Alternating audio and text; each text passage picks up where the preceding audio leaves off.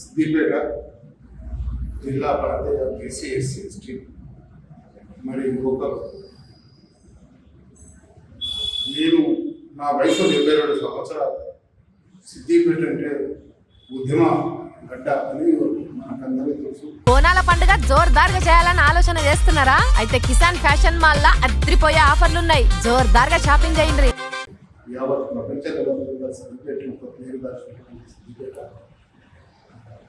మరి బీసీ గత 3 సంవత్సరాల నుంచి కూడా బీసీ ఉద్యమం అనేది రావడం కొద్దిగా ఇంప్రూవ్ కాగానే మరి చీమలు పెట్టిన పుట్టలో పాము పెట్టినట్టు ఎలక్షన్లో ఒక 2 సంవత్సరాల ముందున్నా కూడా మరి ఈ విధంగా సిద్దిపేటకు వచ్చి ప్రజలలో సొచ్చుకొని పోయి మరి కల్పితంగా బీసీ ఎస్టీ వాళ్ళని మరి ఏదో రకంగా ఉద్యోగించి చేసి ఏదో పేరు తెచ్చుకొని ఏమో సాధిస్తున్నాం అన్నటువంటి కార్యక్రమానికి వర్గం వాడు మరి సిద్దిపేటకు రావడం జరిగింది.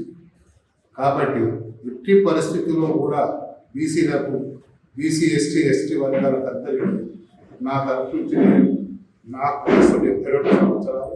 ఈ 72 సంవత్సరాలు అయినా కూడా ఒక 5 సంవత్సరాలు 10 సంవత్సరాలు బతికిన లోపల మరి బీసీ వాది కానీ ఎస్టీ వాది కానీ మరి ముఖ్యమంత్రి ఆ విధంగా రావాలని కోరుకుంటున్నట్టు ఎప్పుడు కూడా సాధ్యం కాకుండా వాళ్ళు విడదీయడం జరుగుతుంది. బీసీ ఎస్టీ వర్గాలను మీరు ఆశ పడకండి.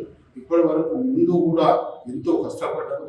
మరి వాళ్ళ కడపలనే బతికినప్పుడు వాళ్ళ కడప కాలు బతికిన బీసీ ఎస్టీ వర్గాలు. ఇప్పుడు దయచేసి ఆలోచించండి. మనం పుట్టిన పిల్లలకు ఈ స్థాయికి దిగండి. ఈ రోజు మీరు ఏదైనా ఆశపడి ఆలోచించి తాగుడుకు కొన్ని పైసలకు మింగిపోయినటువంటి మీ పిల్లల భవిష్యత్తు ఖరాబ్ చేసినటువంటి బాధలు అవుతుంది. మీరే తోలవుతారు మీ పిల్లలకు.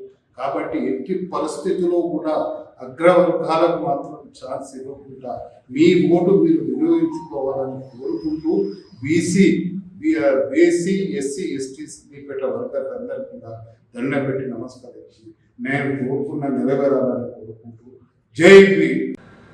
సిద్దిపేట ప్రెస్ క్లబ్లో పెట్టిన మీటింగ్ పెట్టిన ఉద్దేశం ఏంటంటే ఎస్సీ ఎస్టీ బీసీ మైనార్టీ అగ్రవర్ణ పేదలారా, అయ్యా మనం గతంలో బీసీ ఎస్సీ ఎస్టీలది 4 రౌండ్ టేబుల్ సమావేశాలు జరుపుకున్నాం.